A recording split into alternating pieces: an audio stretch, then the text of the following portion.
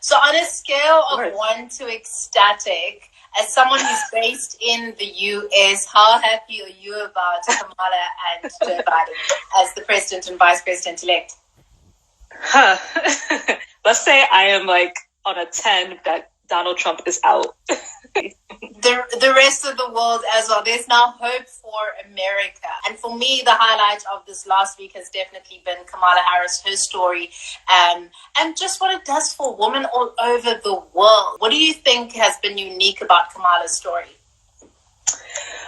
So that's such an interesting question to ask, and I'm probably going to be a little bit controversial, so bear with me, everyone.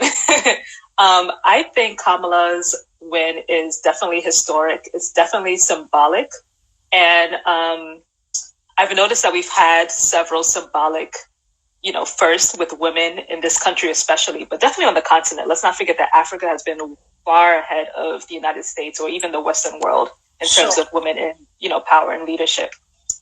I worry a little bit about us paying too much attention to the symbol and the conversation it creates versus the conversation. So I'm starting this leadership development training program next week, where I was specifically talking to women of the African diaspora about this.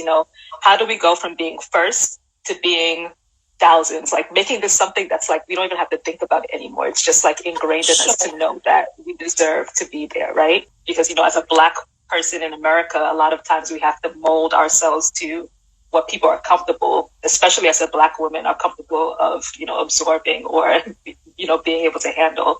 I'm very curious to see like how she just navigates all of that on the highest level and on the biggest stage, in the world. There's a lot of like catfighting. There's a lot of like throwing people under the bus. So sometimes that can be a little jarring.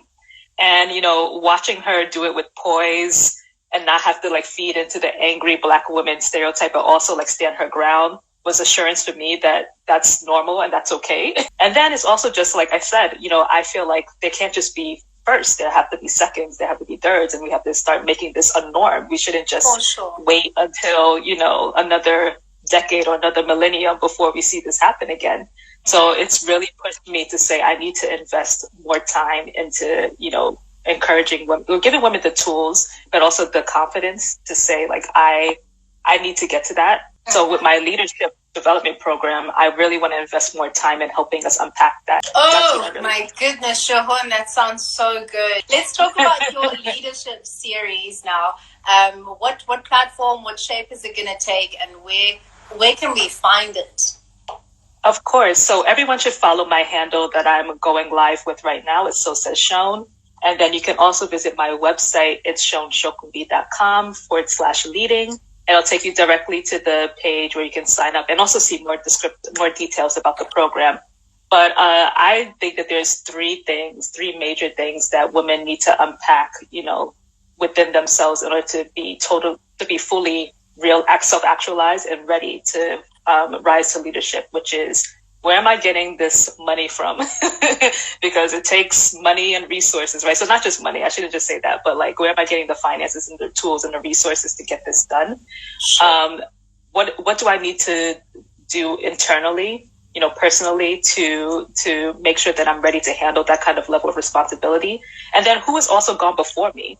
There have been first, so we're not building the wheel from scratch, and we're not trying to reinvent it at all.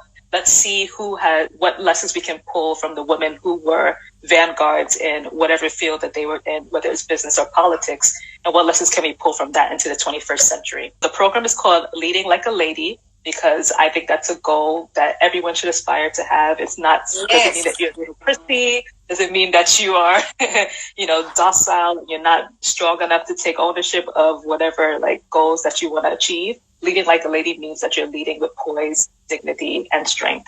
And so go to, again, it's SeunShokunbi.com/leading, or just go to my handle, So Says Seun, and you'll see the link in my bio to sign up.